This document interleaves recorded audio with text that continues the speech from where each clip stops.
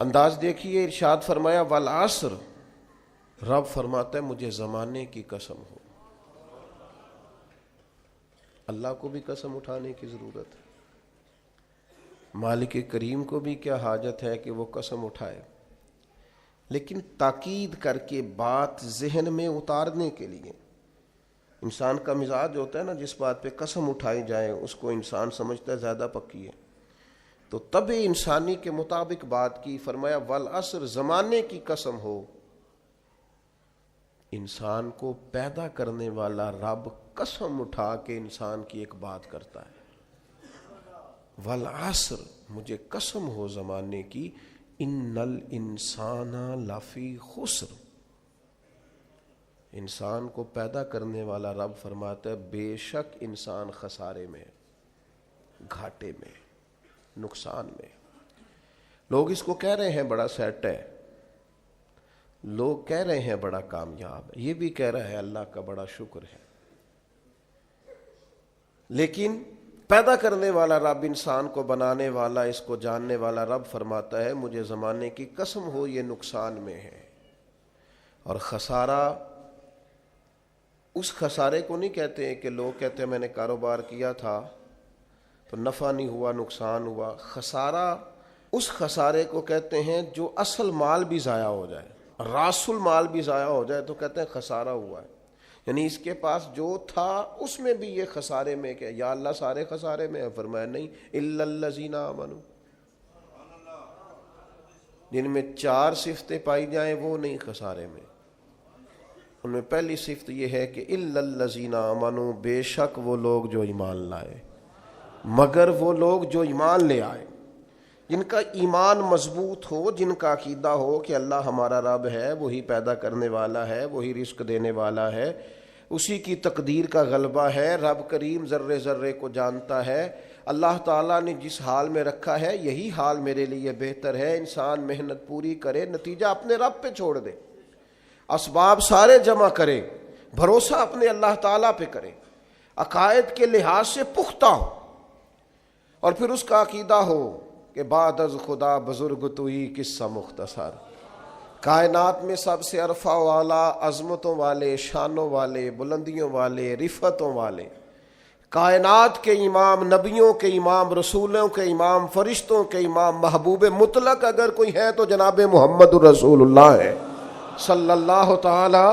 علیہ وسلم۔ سب سے اولا و اعلیٰ ہمارا نبی، سب سے بالا ہو اعلیٰ ہمارا نبی، اپنے مولا کا پیارا ہمارا نبی، اور دونوں عالم کا دھولا ہمارا نبی۔ نظریاتی پختگی حاصل ہو، عقائد پختہ ہو، ایمان میں عقائد پوری طرح داخل ہے، عقائد اہل سنت کا پابند ہو بندہ۔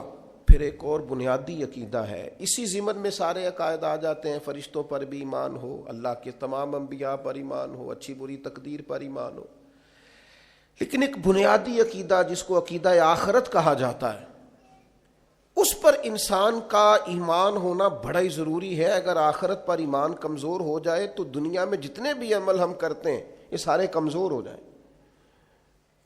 یہ جو لوگ ڈپریشن میں، ٹینشن میں، انزائٹی میں چلے جاتے ہیں اور ایک بات بار بار کرتے ہیں کہ میرے ہی ساتھ ایسا کیوں ہوتا ہے، آخر بڑی ہی کوشش کے بعد میں ہی ناکام کیوں رہ گیا، تو انہیں بتایا جائے گا کہ کامیابی پتہ کیا ہے؟ لا یستوی اصحاب النار و اصحاب الجنہ، اصحاب الجنت هم الفائزون، جنتی اور جہنمی برابر نہیں ہیں، کامیاب وہ ہیں جنہیں اللہ تعالیٰ نے اصحاب جنت بنایا ہے۔ جو جنتی ہیں وہ کامیاب ہیں، جس کو اپنی آخرت کے تعلق سے اللہ تعالیٰ نے فکر سلیم دی ہے، راہ ہدایت دی ہے، اعمال حسنہ پر استقامت دی، اور وہ سمجھتا ہے کہ میں محنت اپنی آخرت کو ٹھیک کرنے کے لیے کر رہا ہوں، جد و جہد میری اپنی قبر کے لیے، حشر کے لیے، آخرت کے لیے۔ آخرت پر جس بندے کی توجہ ہے وہ بندہ کامیاب ہے۔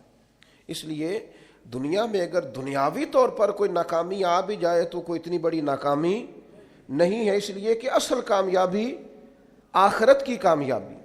تو عقائد مضبوط ہوں، اور پھر عقائد اہل سنت کی پابندی اس کے پاس موجود ہو، نہ رفض کی طرف اس کا رجحان ہو، نہ خارجیت کی طرف اس کا رجحان ہو، اس کے نظریات ستھرے ہوں، اجلے ہوں، خوبصورت ہوں، وہ رسول پاک کی ذات گرامی کی پوری غلامی کرنے والا وہ شخص، تو اس کے نظریات اعلیٰ ہوں۔ تو فرمایا کہ انسان خسارے میں ہے الا الذین آمنوا، مگر وہ لوگ جو ایمان لائے، وعملوا الصالحات، اور جنہوں نے نیک اعمال کیا۔ اور یہاں بات ختم نہیں ہوئی، دو صفتیں اور بھی پیدا کریں۔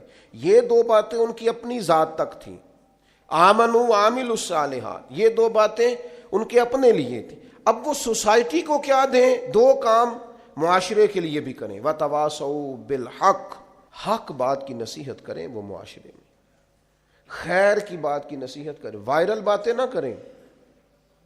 کہ آج کل یہ موضوع چل رہا ہے تو ذرا میں اس پر بولوں گا تو کچھ ویوز میرے بھی بڑھ جائیں گے، وائرل باتیں نہیں کریں۔ وہ وتواصوا بالحق، وہ حق بات کی نصیحت کریں، کلمہ حق کہیں اور حکمت کے ساتھ کہیں، ادعو الی سبیل ربک بالحکمہ، دانائی کے ساتھ کہیں، لوگوں کو سمجھانے کی نیت سے کہیں، کلمہ حق ان کی زبان پر آئے۔ اور میرے نبی پاک علیہ السلام نے فرمایا سب سے افضل جہاد ظالم بادشاہ کے سامنے کلمہ حق کہنا ہے۔ آپ حق کے ساتھ کھڑے ہوں، پھر آپ لوگوں کو امر بالمعروف کریں، پھر نہی عن المنکر کہیں، اور وہ بھی بندہ دیکھ کے نہیں۔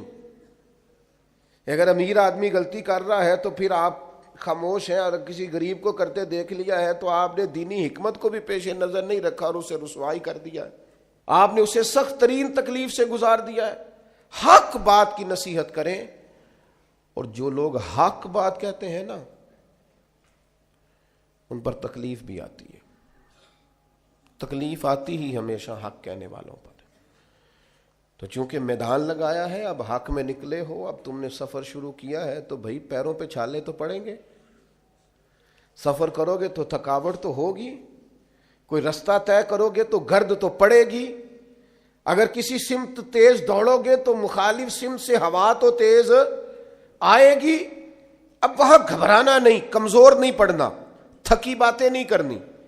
اب ایسا نہ ہو کہ تم نے معذرت خواہانہ رویہ اختیار کیا، وتواصوا بالحق وتواصوا بالصبر، وہ حق بات کی وصیت کرتے ہیں اور ایک دوسرے کو صبر کی تلقین کرتے ہیں۔ چار صفات پیدا کریں تو خسارے سے بچ سکتے ہیں۔